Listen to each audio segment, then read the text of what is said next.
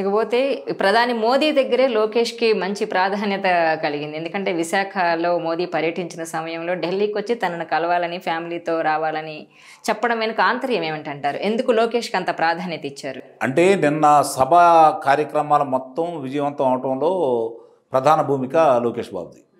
ఆయనకి అప్పచెప్పేశారు. ఆ కార్యనిర్వహణ అంతా కూడా ఆయనకి అప్పచెప్పేశారు. చాలా సమర్థవంతంగా నిర్వహించడమే కాకుండా గతంలో ఆయన మంత్రిగా ఎన్నో పురస్కారాలు కేంద్రం నుంచి పొందడం కూడా జరిగింది. చాలా గొప్పగా చేశాడు. అందుట్లో ఎలాంటి సందేహం కూడా ఏం లేదు.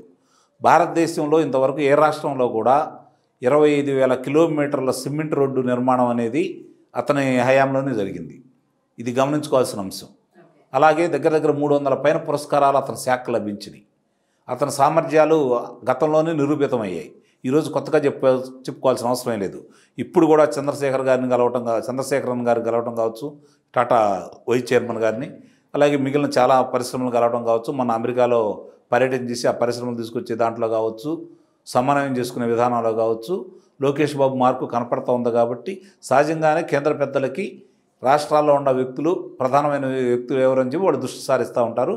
వాళ్ళ దృష్టిలో ఇంతకుముందు చంద్రబాబు నాయుడు గారు, పవన్ కళ్యాణ్ గారు ఉండి ఉండొచ్చు, లోకేష్ బాబు గారు కూడా వాళ్ళ దృష్టిలో పడ్డారని దీన్ని బట్టి అర్థమైపోతూ ఉంది. కాబట్టి నిస్సందేహంగా అతని యొక్క ప్రతిభ ప్రధానమంత్రి గారు గుర్తించారని మనం భావించాలి. గత 6 నెలల్లో కూడా ఒక్కసారి కూడా రాలేదు నువ్వు, ఈసారి వచ్చి కలవమని చెప్పారు. అవునవును, అంటే అతని ప్రాధాన్యత అర్థమైపోతూ ఉంది కదా ఇక్కడ.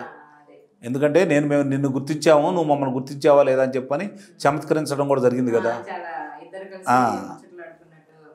చూసాం. కాబట్టి నిస్సందేహంగా కూడా ఒక రకంగా ఈయన ప్రధానమంత్రి గారు గుర్తించారు. చంద్రబాబు నాయుడు గారి తర్వాత తెలుగుదేశం పార్టీకి ఎమర్జ్ అయ్యే వ్యక్తి ఇతనే అనే భావనలో అందరూ ఉన్నారు. కాబట్టి దాన్ని కూడా ప్రధానమంత్రి గారు గుర్తించేసి ప్రాముఖ్యత ఇచ్చారని అయితే నేను భావిస్తున్నాను. ఈ వీడియో మీకు నచ్చినట్లయితే please share, like and subscribe R24 Telugu.